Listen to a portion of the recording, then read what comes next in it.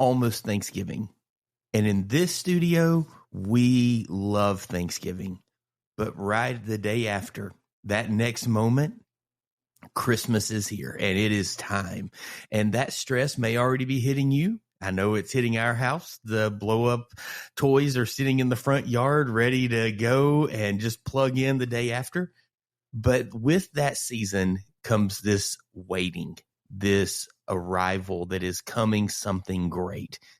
And for a lot of us that love Jesus and follow him, Advent is a huge season that we get to step into. Today, we're going to take a few minutes and just talk about what Advent means to us, how we navigate that with our families, and hopefully encourage and inspire you to maybe take a next step in your Advent journey to do something more fun or different with your kids and family, or to maybe start a new tradition this year. So pull up a chair, have a seat, grab you a warm cup of coffee or some sweet tea, and thanks for joining us today on the Pulpit and Porch. Welcome to the Pulpit and Porch. I'm Tony Marr, and with me as always is my friend Robert Kell. Hey everybody, we are so glad you're here. The Pulpit and Porch is where we kick back, put up our feet, and have real conversations about life, faith, growth, and maybe even a little sports and pop culture. If you're looking for a perfectly polished sermon, you're probably in the wrong place. Yeah, around here, it's more about those honest, heart-to-heart conversations, like the one you have on a front porch with good friends. Sometimes we stay on track, sometimes we take the scenic route. And honestly, that's half the fun, isn't it? We dig into the highs, the lows, and all the in-betweens of living out your faith in real life. Along the way, we may pull up a few extra chairs and invite some friends onto the porch to share stories and ideas that just may change the way that you see things. So whether you're chasing your purpose, building your faith, or just trying to live a little more fully, pull up a chair, grab some sweet tea, and join us. This is the Pulpit and Porch. We got a seat waiting for you.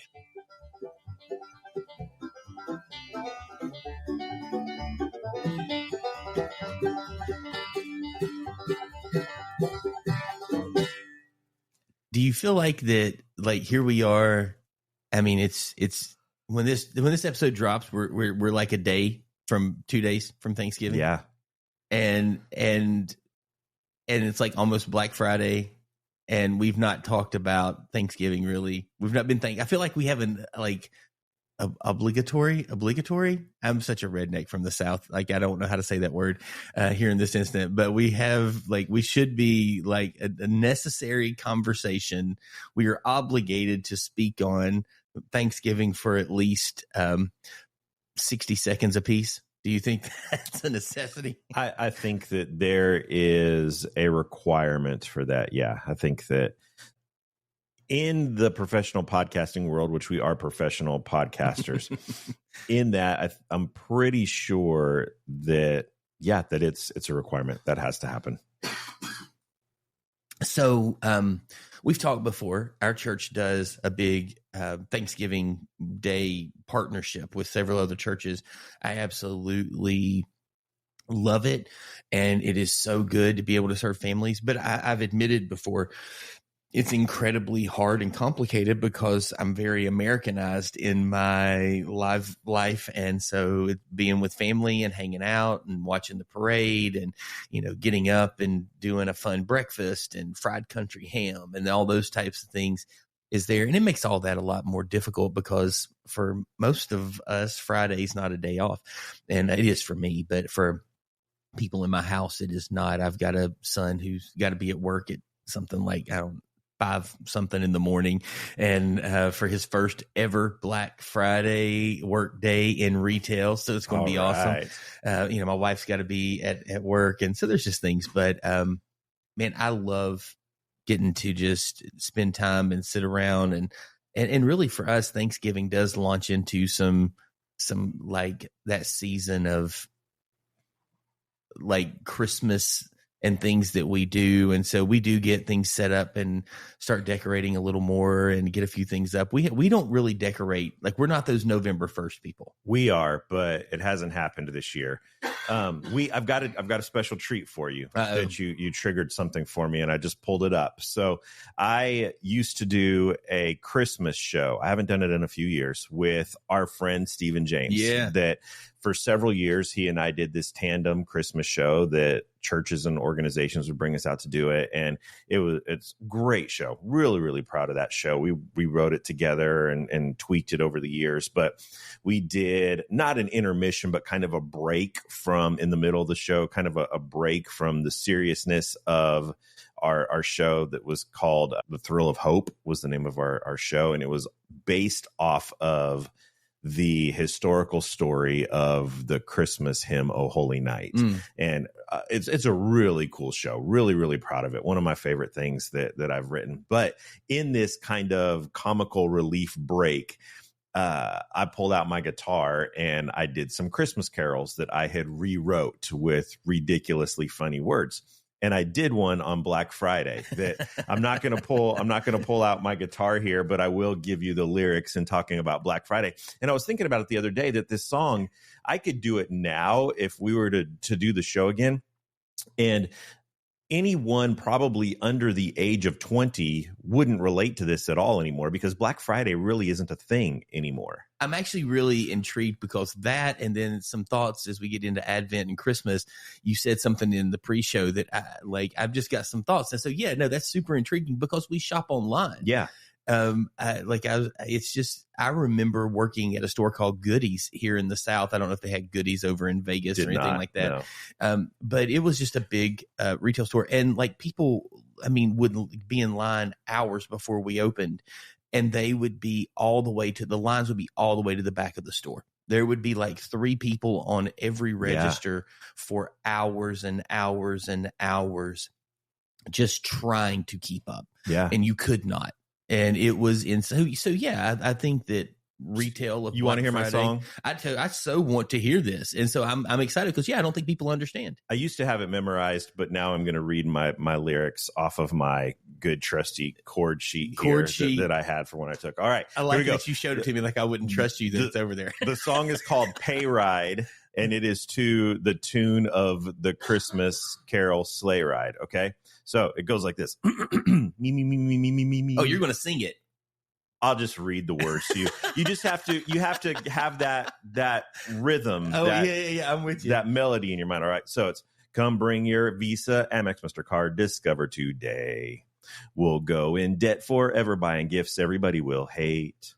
Just spend your whole life savings. I'm sure everything will be fine. You'll be the hit of Christmas and interest doesn't start till July. Ring it up, ring it up, ring it up. Let's go. This line is too slow. What is it debt to income ratio? Wrap it up, wrap it up, wrap it up. I've spent 6 months of my rent.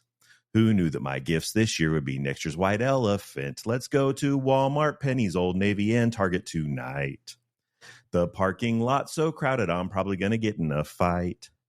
Don't look at how much I spent, just look at how much I saved. I think that maybe Black Friday should be its own holiday. I love the line that's really good, by the way. And I love the line of this year's gift be next year's white elephant. I thought that was absolutely hilarious. There you go. And so I just forget how good of a writer you are and storyteller at times because I'm with you all the time.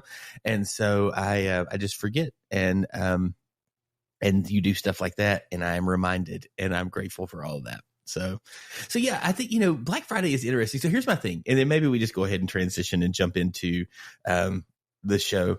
You said like that Black Friday, people really haven't experienced that because we do all of our shopping online and like you go into stores. And I remember when Black Friday started, like you stood in line, people would finish their Thanksgiving dinner and they would go and get in line at midnight, and they would spend all night standing in line like the post office, come rain, sleet, snow, hell. They were there regardless of whether it ended up being a warm 60s or, where we live or, now where I've lived, 60 degrees, Thanksgiving Day, or whether it was one of those, it's snowing outside and it's, 15 degrees or something. And people just buckle down because you cannot get that deal because there's only 17 of that thing in this particular store. And if you're not one of the first 17 people to tackle and punch, I mean, we don't see I almost it got in anymore. a fight. I went one time and almost got in a fight at Target. Yeah.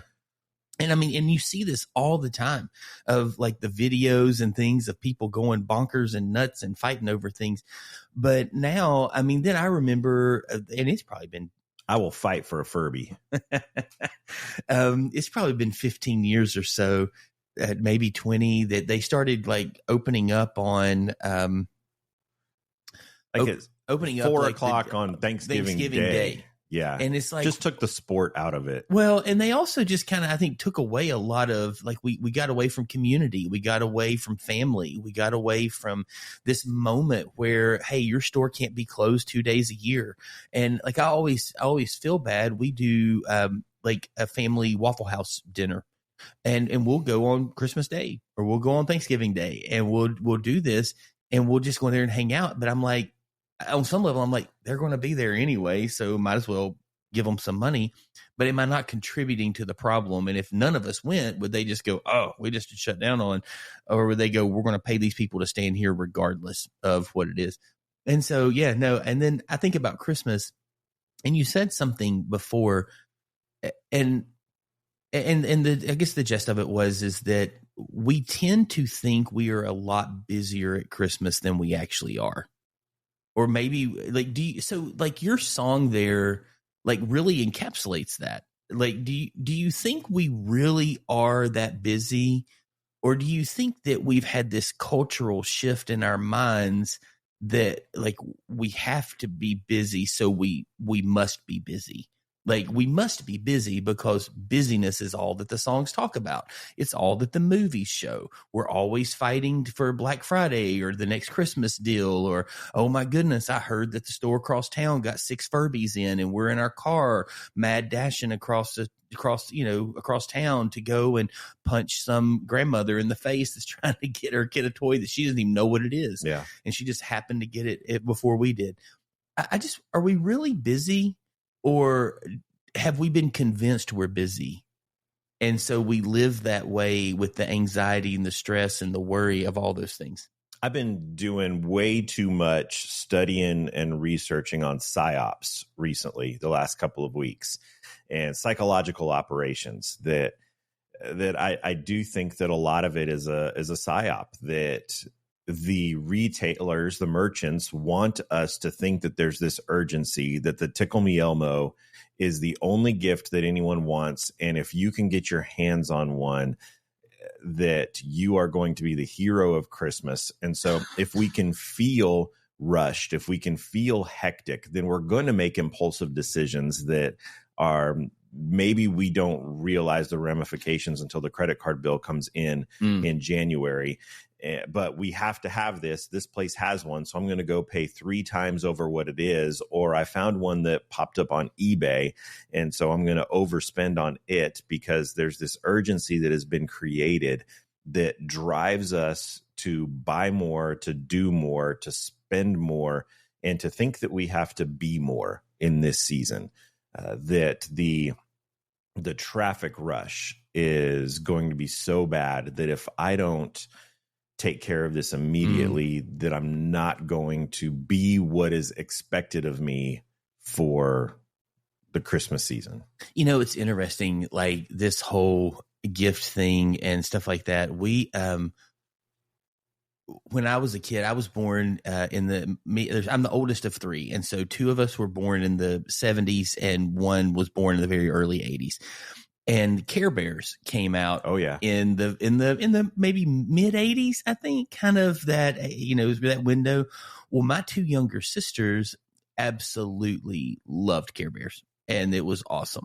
And it was a year, like my mom, and I mean, unfortunately she's not around anymore, but like she has a great glowworm story of like, I remember grabbing a glowworm. Remember Teddy Ruxpin? Yeah. I mean, so those things, like I remember these moments and my parents telling these stories.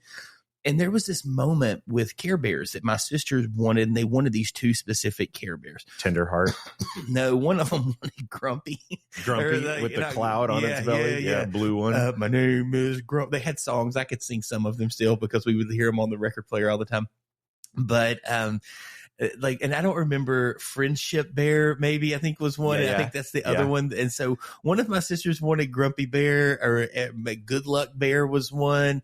And so so there was two of these bears in particular. And they had those hard hearts on their butt. Well, and here, yes. And so here's the thing. My sisters wanted them, and my parents were like doing everything they could, and they never could find it. About a week out, my mom just made a decision. I can't find one of these, so I will make two. And she did. Like, it was not, I mean, I'm not even kind of acting like it looked like a Care Bear. I'm not even kind of acting like it was, though, a legit Care Bear that you would go, I can't tell the difference. But until they could find, and they still bought them, the other two, but it was in January or something like that.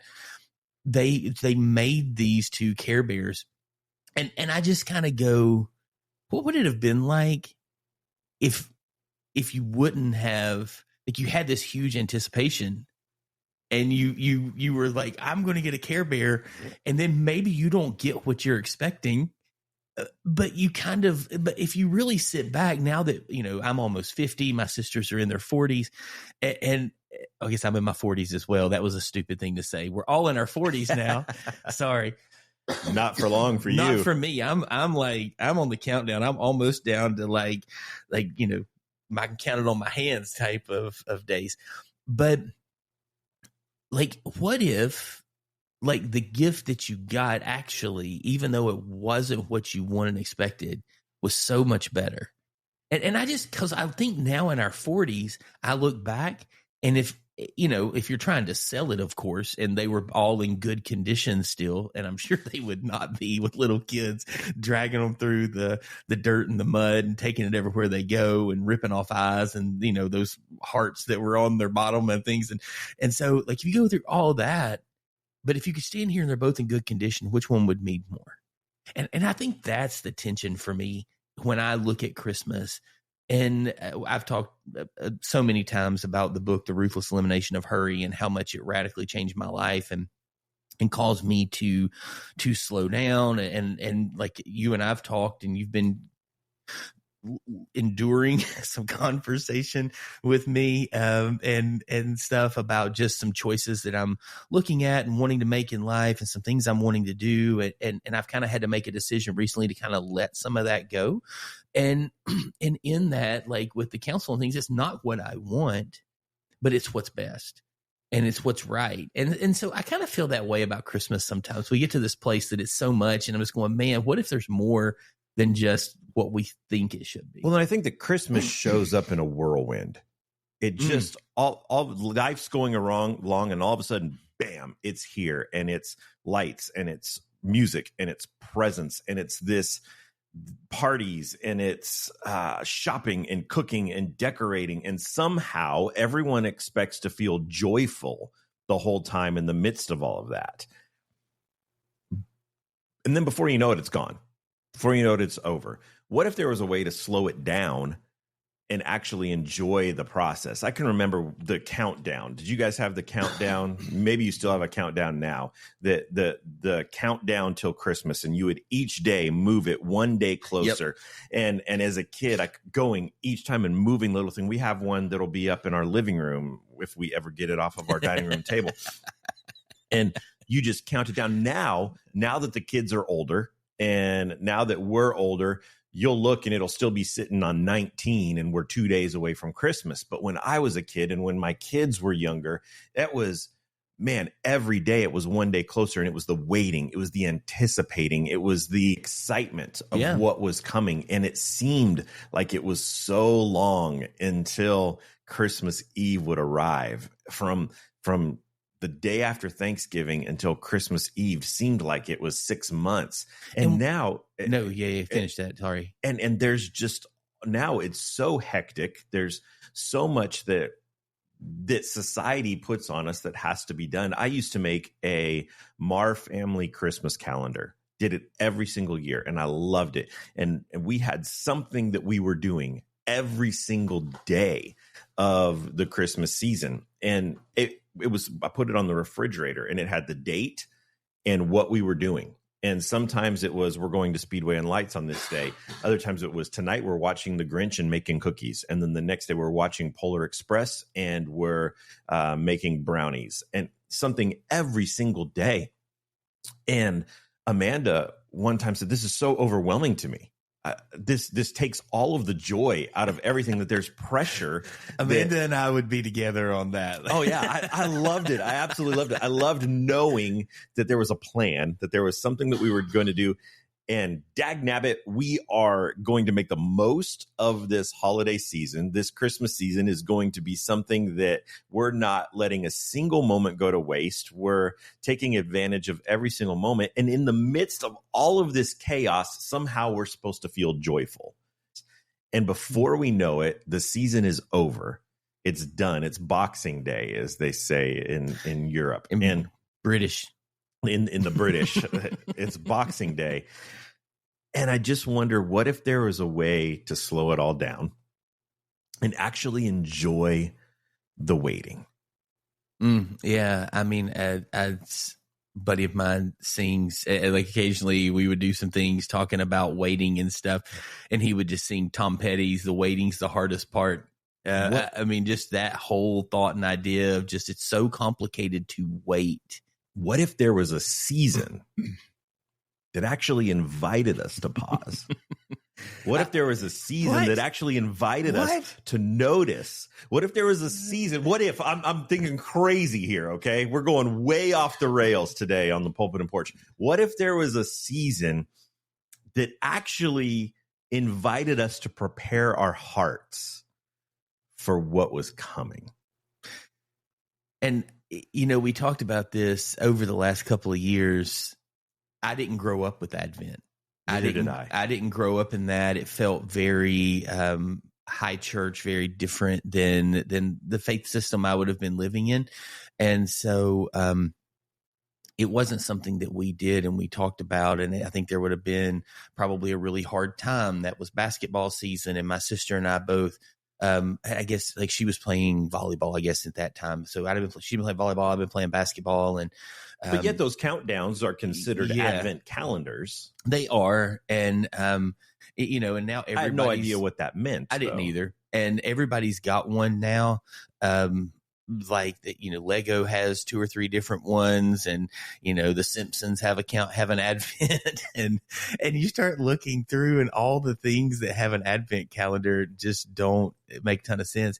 And so, like, not going back now, you know, there's no need to go back down that path. You can go back and listen to last year's episode, but I didn't grow up with Advent, but it was something a few years ago, within the last 10 years, that my wife kind of got, that Mel started going, hey, I think we should look at this, and how do we bring this in? And a few years ago, we actually started getting the candles, and we've used different resources and books and things online. This year we're doing Matt Chandler's Advent. We ordered it last night. It'll be here Friday. And so we'll have a few days to look at it before we have to get rolling on the Sunday after Thanksgiving. But I think that's kind of this whole space of, it gives us a time once a week, and then just some encouragement throughout the week, and technology, a couple of redeemable things we can text and communicate, but it allows us just to really process. One day a week, we slow down and we just reflect in some stuff. We turn the TVs off. We put the phones a little more to the side, and than we maybe always do. We try to, but we don't always. And we get to that space, and we just kind of go, okay, like, what is really the hope that is coming? What are we waiting? What's the arrival that's so much, such a big deal that we've set aside this whole season to celebrate it? Yeah, we started a couple of years ago. I can tell you exactly when it was. It was 3 years ago that we decided that we wanted to do Advent with our kids. It hadn't been anything that we'd done outside of the Advent calendars that no one knew what that meant. And so I went down to our local Christian bookstore and way overpaid for an Advent wreath and the candles that go in it. We went to the Christian like craft store. Yeah. I'm pretty sure that's where I got mine. We went to Hobby Lobby. Yeah. Well, no, that's not where I got the wreath. I think that's where I got the candles, but I got the wreath at the one next door to it. Yeah. I wanted used to be Lifeway. Now it's Mardell. That's it. Yep. Which is the sister company. Yeah. Hobby Lobby. But we were excited and we wanted to do it. We didn't want to wait 2 days for Amazon because with a blended family and kids, you never know when everyone's going to be in the house. And so we had this night that everyone was going to be together. And we said, we're going to start it here. And this is when we're going to do it. And we counted down the days and it had to happen now. So we didn't have the 2 days for Prime. So I went and overspent for it there. And we had it in our dining room table, in the center of our dining room table. And I wrote a small little thing and then that asked each of the kids each week took a turn. And I just printed it off for them and said, hey, you read this and we're going to talk through, had discussion questions. I'm sure just as good as what you ordered from Matt Chandler. So you could have asked me for mine and I would have given you you didn't put yours on Amazon and share it on Instagram so that I could post it to my wife. And so we did that every week. And that was McKenna and Bella's senior year of high school. Oh, wow. And so 3 years ago, that was three Advents ago. And it was great. We enjoyed it. It was a time each week where it was probably 30 minutes that we all gathered around the table and did that. And then Amanda took the sheets of paper that I printed for the kids and had them on our refrigerator for like months, left them there. And then last year, 2 years ago, I don't remember, I'm getting my dates mixed up. McKenna was at college. And I was talking to her one day about the semester was ending. She was getting ready to come home. And she said to me, McKenna's like me. She is a traditionalist. She loves the things that we do every single year over and over and over again. And she didn't talk to me about decorating our Christmas tree. She didn't talk about putting up our Christmas village above our entertainment center. She didn't talk about we have a couple decorations that I could say right now that would mean nothing to anybody, but they mean a whole lot to us. She said, hey, are we going to do that Advent thing again this year? And I can remember being like, wow, of everything that stood out to you, that last year, your senior year was the first year we did it. And that's the thing that as you're thinking about what you're missing being gone at college, missing all the decorating of our house. She wanted to know, are we going to do that Advent thing again this year? And so this is meaningful.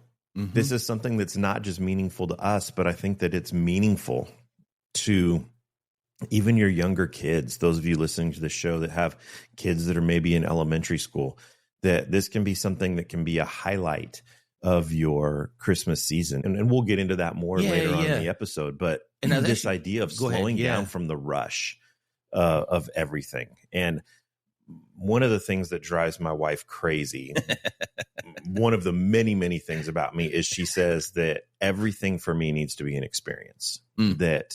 And it's true. I love for everything to be an experience. And especially this time of year, like I said, I had a stinking calendar that had every single day something for us to do. Overwhelming to most people. For me, it drove me. And to have this, that even though it's an event, even though it is an experience of its own, it's slowing down and saying, let's stop to really pause and really reflect and go into something a little bit more intimate than lights and absolutely. Yeah. And so before we really kind of dive in, because what we would like to do today is just kind of talk through, Advent, talk through what the weeks are and how those weeks kind of sit with us a little bit, maybe some things that you'll have more of these than I will, because everything's an experience for you and you will remember it, touch more deeply than a couple of things than I will, but look at some stuff. But one of the questions that I always have, because you and I possess a lot of the same skill sets and talents and abilities, we would both say that we're both better at some things than the other one. Like you writing something like this devotional for Advent, like you would sit down and lean into that and words would just flow out of you. I would be a little more like, hey, I've got this one verse. I've got some thoughts around it. We're going to sit down at dinner and create a real like random conversation, and my ADD would kick in, and we would both do those things really, really well. But you like the writing and getting things out. And that would stress me out to the point that if I thought I've got to write 5 devotionals for my kids to do, my family and I, not just my kids, but for my family to do as Advent, like I would be so stressed out it would never get done. We'd be in February and I would be going like, hey guys, I want to talk about Advent.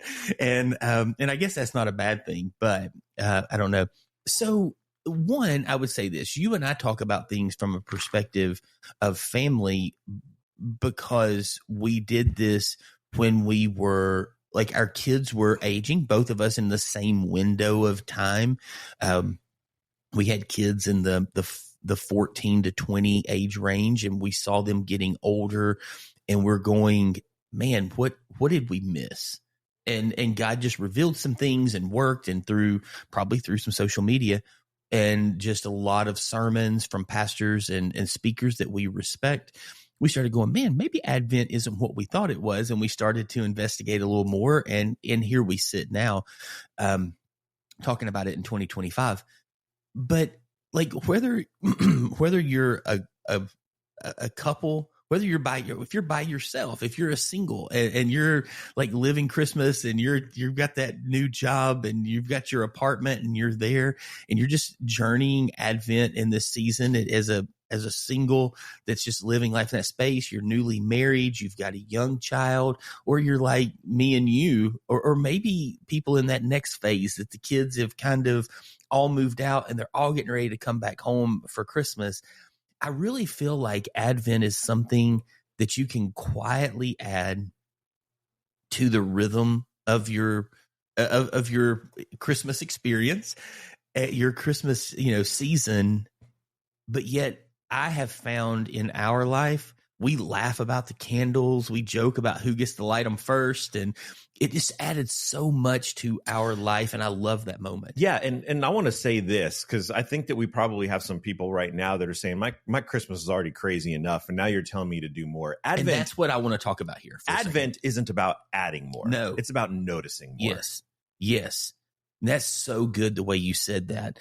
And so that's actually my question. And I wanted to ask you, like, because in a season, if people are more like me, we'll assume of all the people who listen to our show, there's less than 5 that are as crazy as you are and will write their own devotional and post it on they do 25 days of Christmas. And here's the movie we're watching every night. You're like the ABC family of Christmas. You've got the whole schedule.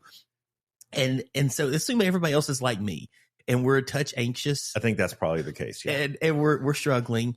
Like, without adding pressure, I love how you said it. It's just noticing more. That's so good. Like, with establishing this rhythm, what's 2 or 3 things that people could do? They're like, look, I don't know that I have the time or the resources to go and buy candles this year or add all of those things. But like, what's some things people could do to kind of get started simply in that? Is there some thoughts that you've got? Or like, I know for us, John Mark Comer does a free one every year and I love it. And we use it at our church just because it's free. And I think he's an incredible writer as well. And Melissa shared one, like I get different people to share the Advent thing. Is there things that like you could go, hey, here's a couple of thoughts that you could do this kind of more simply? Yeah, I think it's very simple. Turn off the distractions. I think have some intentional time each week with your family to turn off the distractions. Sit down, and it doesn't require preparation at all. It doesn't require candles. I think that the candles are cool. I think that lighting a candle each week, praying together, I think that there's just something. We've talked about this in years past, that my absolute favorite Christmas tradition growing up and even into adulthood was candlelight Christmas Eve service. I just think there's something beautiful, peaceful in the midst of the chaos. How much do you hate that we use battery candles? Oh, I hate it so much. I hate it so much. It's not often I get a chance to go, hey, I have this one rhythm that I'm sure just like crawls all over you. And you're like, ugh. Oh, but I stopped too. My first Christmas Eve with a new church plant. We didn't have a building. We were meeting out of the YMCA. And this is so off topic, but it's such a great story. And I'll make it really quick. We rented a theater at a college to do our Christmas Eve service. And we did live candles and all of that. And we had a couple hundred people that came for Christmas Eve service. We did a really great job with it, programming it. And we did started with a kid that went and lit off of the Christ candle in the middle and then came and passed. And you just saw, we turned out all the lights. We had what's the hammer dulcimer that was playing Rich on Mullins. stage. We had a kid playing hammer. Oh, it was beautiful. It was an amazing moment. And we just kind of let that. And then we sang Light of the World. You came down into darkness. You know, oh, it was a beautiful, beautiful moment. 15 years ago, still remember it well. 20 years ago, I don't remember how long ago it was. But then You don't remember it that well. when we were done and everyone was gone, this facility that we'd rented, there was wax all over their theater chairs. And so we had to come back, have a group of volunteers come in with irons and paper towels and go in and try to iron off the wax to get the wax off. And it was an hours and hours process so that we weren't put on the blacklist for ever using this facility again. And after that, I was like, yeah, we're done with real candles. We're going to the light up ones that you twist them. But there's just something about seeing that light fill a dark room, the light filled darkness that is such a metaphor for Christmas. And so I think while that's cool, it's not, if you're thinking, man, I don't want to do that, I'm allergic to fire, and it's just eliminate distractions. Put all the phones away, turn all the devices off. Sit down with your family. And I mean, it doesn't have to be long. You can find 5, 7, 10 minutes with your family to turn off the distractions and be intentional with your family about talking about these things. And it doesn't we'll give later on in this episode, we'll give some family friendly ideas, but I think just initially just sitting down, what does peace mean to you? And that's whether you're like sit by yourself and you just turn the phone off, you get a couple of friends that you want to do this with that are in the same apartment complex as you or in the same neighborhood, or you go to church together and you get together and you're going to eat a meal for 4 Sundays in a row or something. And you just shut off the phones for a minute and you turn off the TV and the music and all the things, and you just sit and reflect. It really is. And it feels crazy, but I mean, I think the thing that I would say, and I was reading, I'm just finished a Francis Chan book, and he's talking about this vacation that he said we were gone like 4 days and we took it with our kids. And I just said, no devices. There's no TV on this trip. There's no devices, no nothing. And he said, you're probably thinking, wow, how great your kids love you. He said, I was not popular for about a day and a half. He said, but at the end, everyone went, that was the best vacation. We should do vacation this way every time.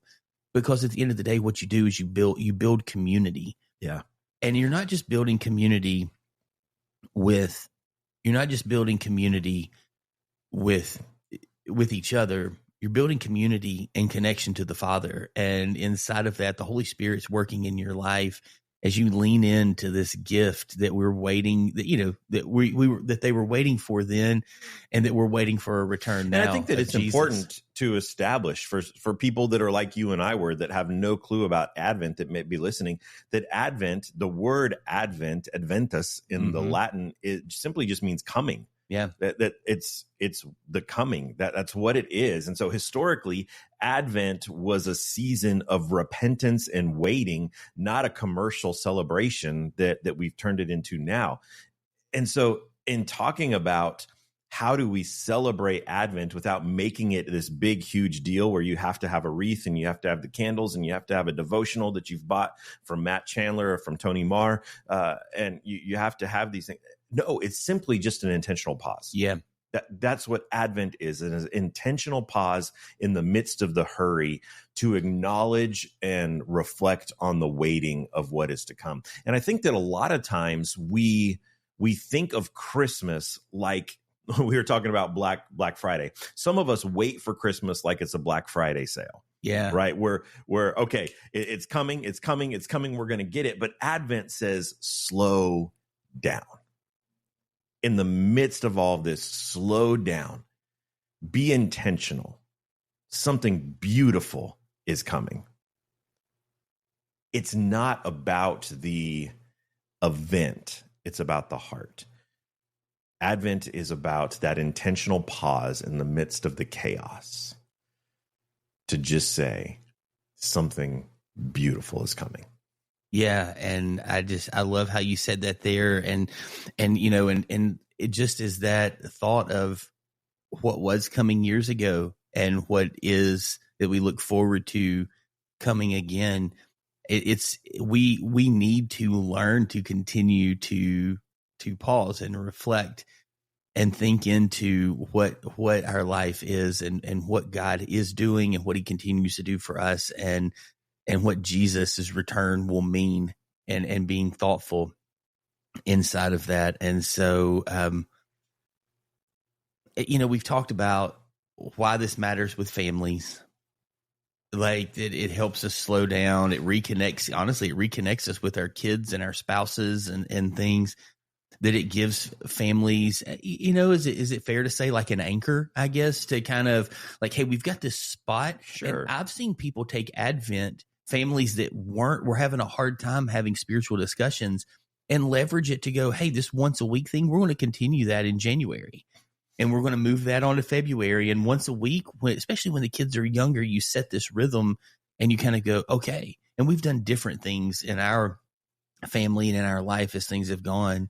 You wrote this episode and you sent it to me, 2 days ago? Something like that. Yeah, 2 days ago, I think it was. And so yesterday I was working through it. And as I was working through it, sitting here at the desk, I was on a phone call that I was needing to figure out some things with some tolls from when I was in DC a couple of weeks ago. And so I'm on the phone with the 66 Expressway people, and I'm press 1 for English, all this kind of thing. And it says, you've heard this a million times, please wait, your call is important to us. And I was thinking, that's what Advent is. Advent is in the middle of the chaos. It's the Advent says, please wait. Your call is important to us. Yeah. And so Advent's the spiritual version of that in the holiday season. And that's what it is. And it starts something. And I think it's beautiful that it can start some rhythms that can not just change how you lean into this season that we call Christmas, but it can change rhythms that impact the rest of your life. And so right before we step into the 4 weeks, we're going to take a short break, hear from our sponsor, and we'll be right back. Is your ministry ready to reach new heights? Hire Ministries is here to help you grow, lead, and serve with excellence. From leadership coaching to practical resources for church management, they offer everything you need to take your ministry to the next level.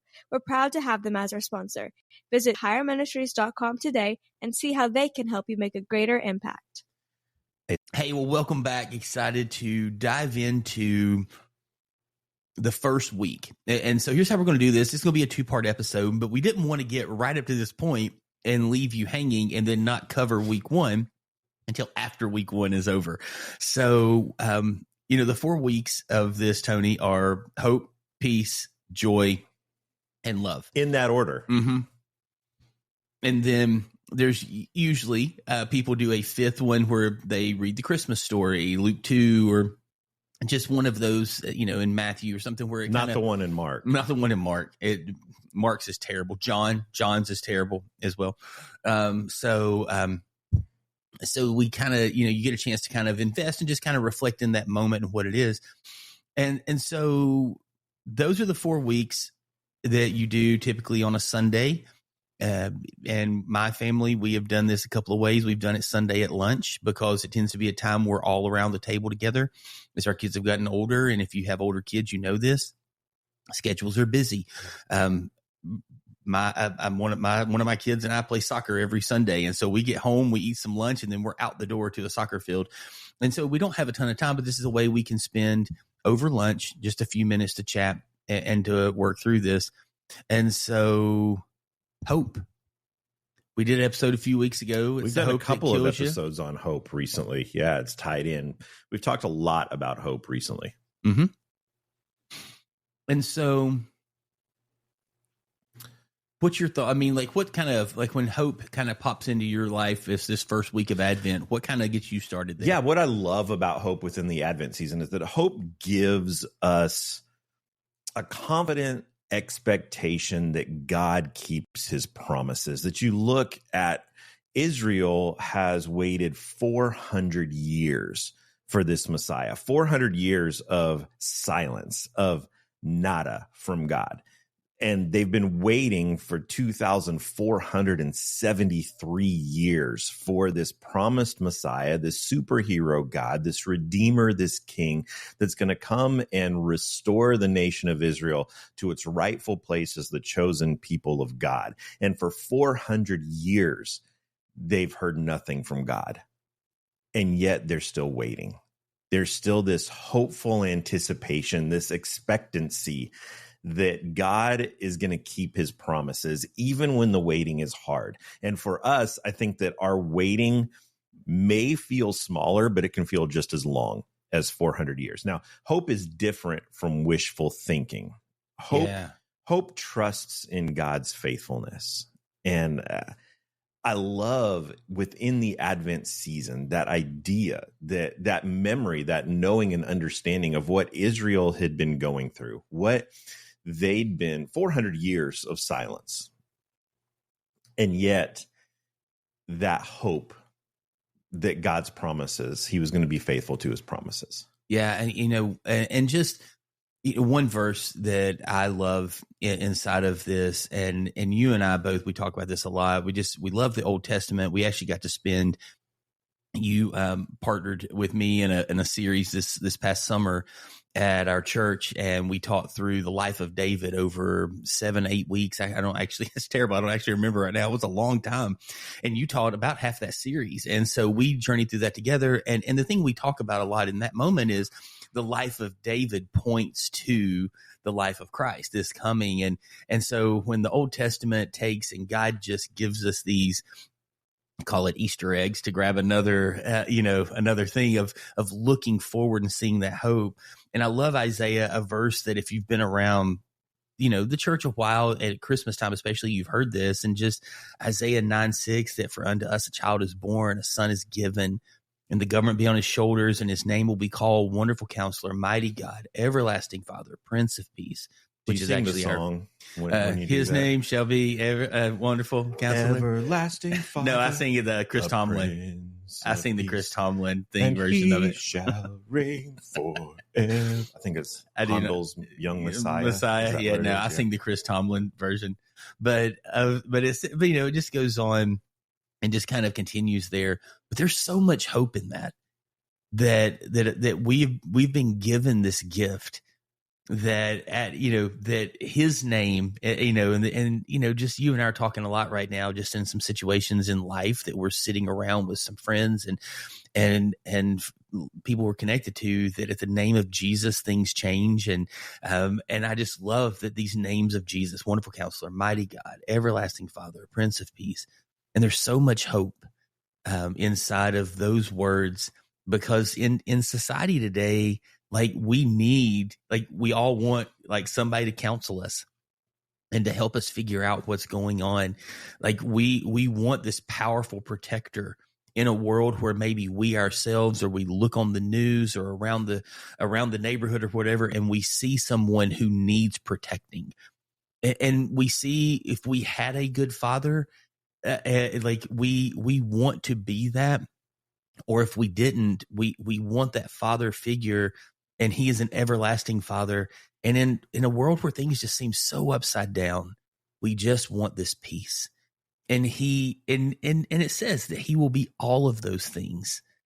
And it's just crazy to me. And I have my brain can't comprehend this, that all of that started And I know a manger and all of those things don't look like what we think they look like. But even if it did, even if it was, in Northeast Tennessee and it was a wood barn with a little wood manger that has some hay thrown in it and that Cabbage Patch doll was there for the Christmas play, like if all of those things were exactly how it happened, and that's how we can see it, it still started with a miraculous birth on a beautiful night to give us so much hope. Yeah. And that's what I love about this opening day for me, is what hope gives. Yeah. Hope is that feeling you get when you get the notification early in the morning that your Amazon package is out for delivery. You know that it's coming. You know that it's arriving. But you're like that anticipation of when it's going to get here. And when you finally hear the Amazon driver pulling up, or you see him show up on the Ring doorbell, that's just, you know that it's coming. And so you get the notification out for delivery, and it's just that it doesn't matter what it is. There's that excitement that it's coming. And then when it finally arrives, it doesn't matter what it is. Oh, it does to your kids. Do your kids ever have something coming? They're texting you like, hey, because the updates come to me because it's mine and Melissa's Amazon account. And so when they order, they're just like, hey, is it here? And so like all the time when somebody's package shows up, we'll take a photo, and I was like, usually with it sitting on their bed or at their place at the table or something. And it's just like this, and they're like, yes, it's just this excitement. And they'll send all the emojis and all the things just to like show how excited they are that thing they have been waiting on for so long. It was just 2 days. Is finally here. And I just know that's such a good analogy, because we just kind of weighed in and I know this is about faith, but this word hope's in it. Faith, in Hebrews 11, faith is the confidence in what we hope for, and the assurance about what we don't see. Like, we hope for so much, and it's this confidence in what we hope for when we have a faith that Jesus is really the Messiah, that he's the counselor, that he is working in these moments of our life. And so, no, I love that analogy is so good about the package and waiting, because we've had some packages coming in, and even Melissa had ordered something the other day, and it came to the house, and we walked in and we're like, hey, sure you saw the big box of stuff you ordered for children's ministry? And she was like, I know, I'm so excited. And I was like, okay, we'll go over and get it assembled and get it ready for you this week. But I mean, it's just like, she's just so excited because it's going to make a difference in her life and in so many things. And it's just, you get so giddy about it that it's just when, like you said, that notification pops on your phone, your package has been delivered. It just changes everything. Yeah. I was out of town 2 weekends ago, and a few weekends before that, my wife was out of town. And I think that sometimes we get so comfortable with someone, that we get so comfortable in life and just the routine, the daily mundane grind of Monday through Sunday, that we take for granted relationships. And then when she's gone for a weekend, or I'm gone for a weekend, my daughters are coming home next week that haven't seen for a long time. And there's this anticipation that they're coming home. And when, even when my wife's just gone for a weekend to go and visit our daughter in Nashville, or I'm gone to visit our other daughter in Georgia, that drive, watching Life 360, seeing she's coming, she's almost home, she's almost here to me. And then I see that she turns onto the road. And then you get the little Life 360 notification that she's arrived at home. And there's these butterflies. So this is someone that I spend my whole life with, that I'm with every single day. And yet this anticipation that she's coming home. And I think that's what Advent does for us. That's what hope does for us. It's that there's this anticipation that after 400 years of silence, after whatever this longing that I've been yearning for, that hope is coming. Salvation is coming. Redemption is coming. And it's right down the road. So what would be a thing or two that you would say, hey, if you're sitting down and you're like, and we're actually right before we end, we're going to give a few resources, and we'll drop these resources in the show notes. You can go in and click on those links, and John Mark Comer's is free. Tony's I think you're going to load yours in there, and it's free. And then there's some that cost some money, and we'll drop links in there for those things. We'll talk about that in a second. But if somebody was going to be like, hey, I'm just going to jump on Google or Chat GPT or whatever and go, hey, what's a couple scripture that wrap around hope for Advent? What's some next steps? What's something they could do, like an actionable thing that might let them, just kind of have a real moment with their family, or just a moment with the Father as they're in that? Yeah, I would say some simple questions that you can ask if you want to do this first week of Advent, this Hope Week. Some simple questions that you can either journal to yourself on your own or ask in this family time of intentionally turning off the distractions and sitting down together is where do you need God to show up in your life right now? What's going on that you need God to show up? Where have you seen him show up in your life recently? Oh, and that's really good. Because now I was thinking about you could write down these spaces, make a list. I mean, whether that's a prayer list or just something to reflect in, of things you're hoping for. But I love that of what's some things you were hoping for that you have seen God step into in the last week, month, year, couple years of your life. Oh, that's a really good thought, Tony. I like that a lot. You can use that. Copyright that. Continue. You can continue. Sorry, I so interrupted you, but that was so good. No, I think that's it. I think those two questions right there can spark a discussion. If we're trying to keep this 10, 15 minutes, that's something right there. Then acknowledging God's faithfulness in that, I think together. Yeah. That spending some time really acknowledging, not just saying what are areas that you've seen God show up, but actually acknowledging that and thanking him for those things. And so if you're on your own or if you're, a newly married couple, or, those things might be a little, or, if you're me and Melissa and Tony and Amanda, and you're getting to a place that it's oh, we're about to be empty nesters type thing. I mean, the things are shifting. If you're at that space where it's a little bit further out, these questions may consider a little bit different, and you have some different thoughts and works around. But if you've got some younger kids, there's definitely a way that you can ask them, what's something that you're really hopeful for, you're excited about. Maybe they might not understand the word hopeful depending on how young they are. But what's something you're really excited about right now? And what will it mean for you to get that, or to be able to? I remember I grew up in Alabama, and my grandparents didn't live there. Both my parents, they lived in another state, hours away. And I just remember me and my sisters running to the road, and my mom would always say, a watch pot never boils. I'm eventually it does. I mean, eventually that pot's going to boil. And I just remember, and we would go inside, and that mom would turn on cartoons, a movie, something, just trying to calm us down. And we were so excited that our grandparents were coming. We just could not wait. And we wouldn't watch. It's we would watch maybe 30 seconds. And as soon as a commercial would come on, we'd run outside and we'd stare down the road, and we'd run back in, and the next commercial would end, and we'd run back out and check again, because it must have been in those 25, 30 seconds that the commercial is over and now they're coming. And I think kids do understand that. They have an anticipation that grandma and grandpa are coming, or big brother's coming home from college, or something in that space that they are excited and hopeful for.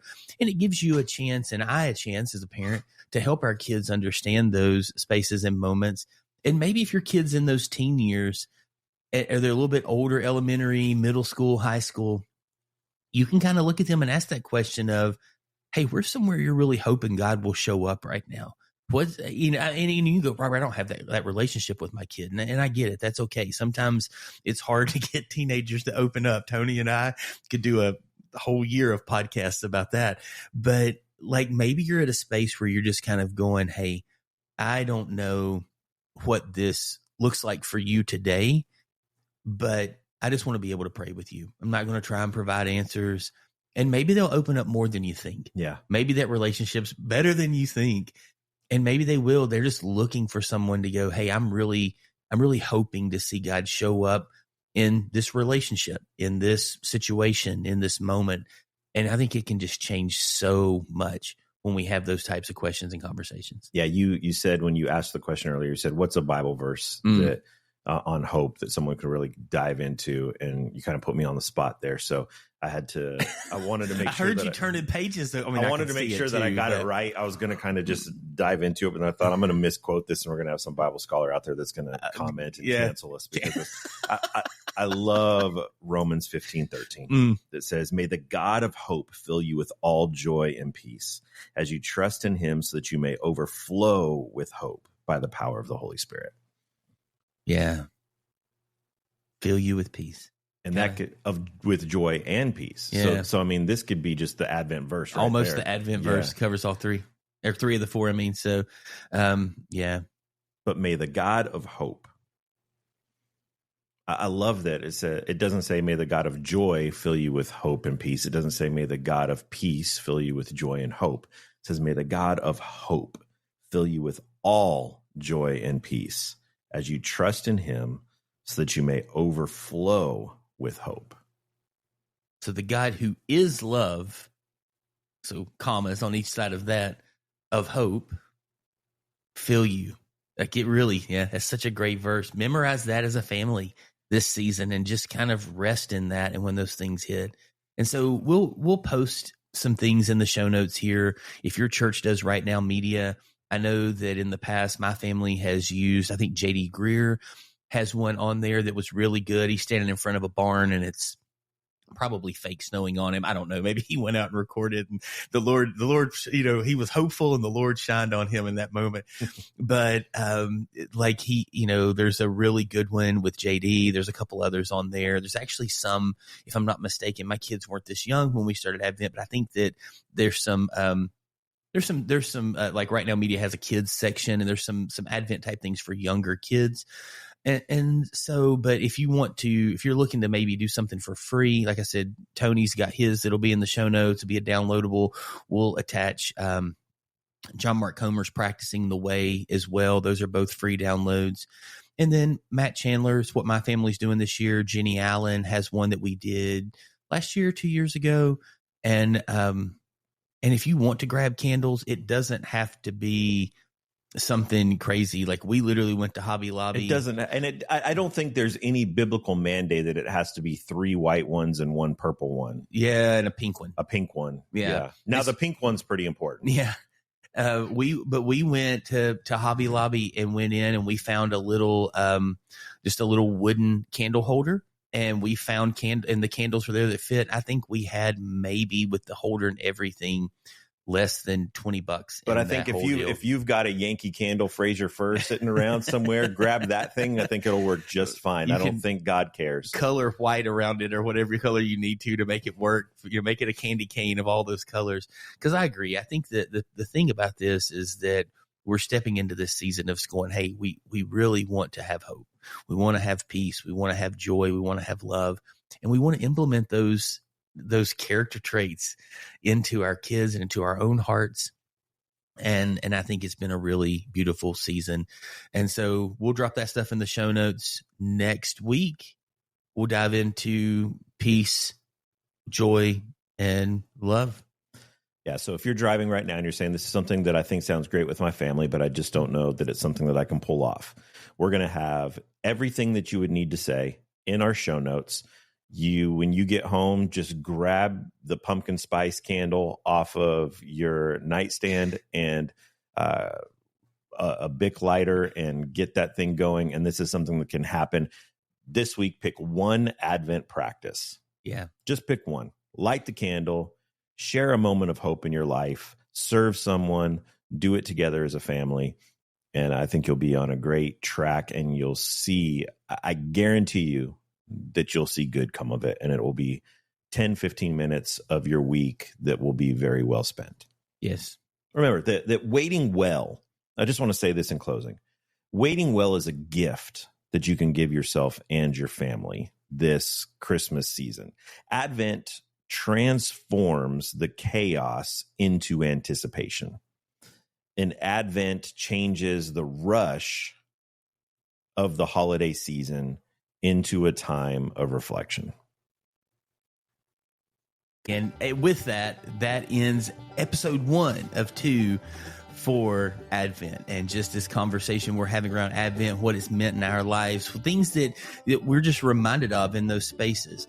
And so, as Tony said, if you're driving down the road or you're sitting at work or wherever you're listening to this, hopefully not skipping work to listen to this, you can reach out to us. Follow us on Facebook, Instagram, shoot us a message. We would love to hear from you, and we'll do our best to answer questions that you might have. Jump into the show notes, grab one of those free resources. If you've got 2-day Amazon shipping, grab one of those that you can have shipped to your house over the next couple of days, and you will grab that and be able to dive in with your family, just starting in that rhythm of the Sunday after Thanksgiving. Hey, we all are looking for hope, love, joy, peace, and Advent's a great season for us to encourage each other and our families in that. So with that, happy Thanksgiving, Merry Christmas, and we can't wait to continue the conversation on the porch with you next week.